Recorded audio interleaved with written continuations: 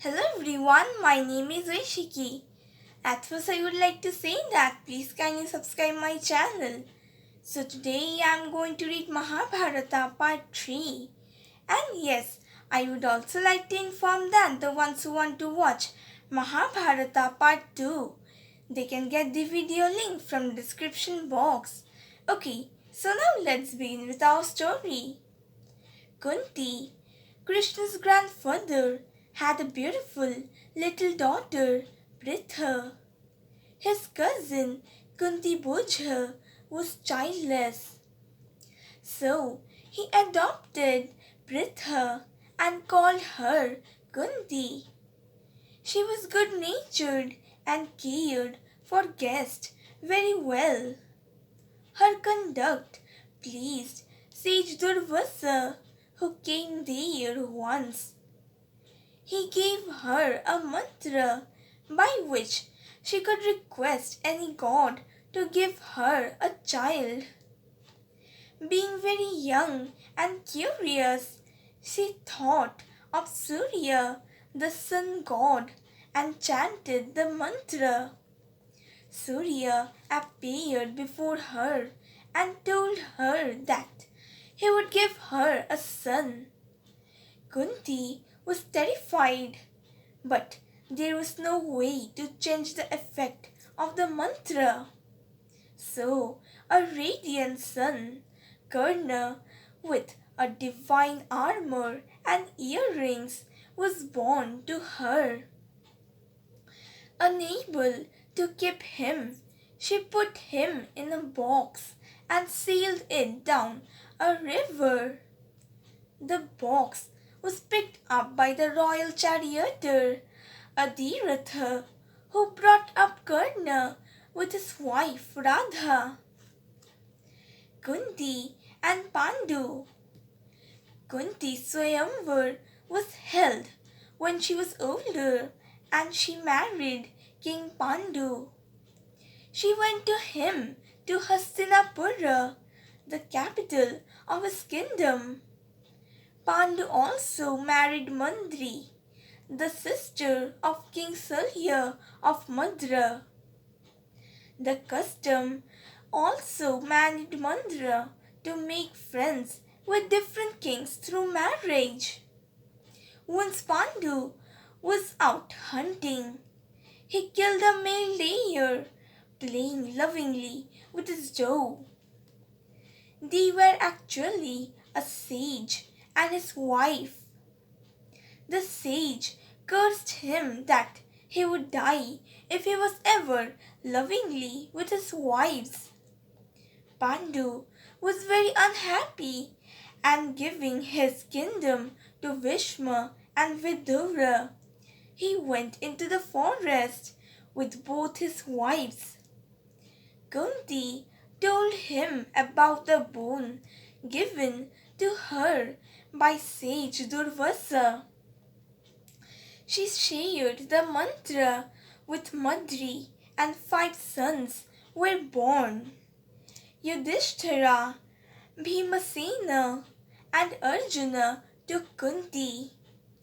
Nakula and Shahadeva to Madri. When Pandu died, Madri became a sati with him, leaving Kunti to care for the children. Kunti and the Pandavas returned. The news of the death of Pandu and Madri spread through the forest and the kingdom till it reached the palace at Hastinapura. Yudhishthira was 16 years old at the time.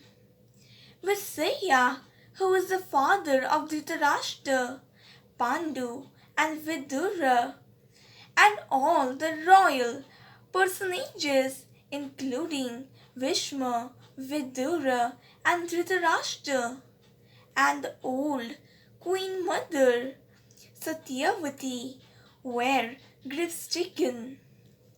Kunti and the Pandavas were brought back to Hastinapura, and the boys were entrusted to Vishma. Funeral rites were performed according to the custom. Sage Visaya, who came as mentor from time to time to guide the court, advised Satyavati that the future would be difficult. It would be full of sorrow. The queen mother should not stay to suffer, he said. So Satyavati took Ambika and Ambalika with her and went to live a holy and simple life in the forest. Childhood.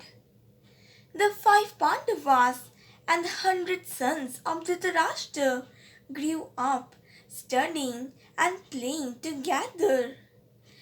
Kripacharya taught them the arts of war. Bhima was the strongest and most powerful among the boys and bullied the others quite often. Duryodhana disliked Bhishma and was becoming more and more jealous of Yudhishthira.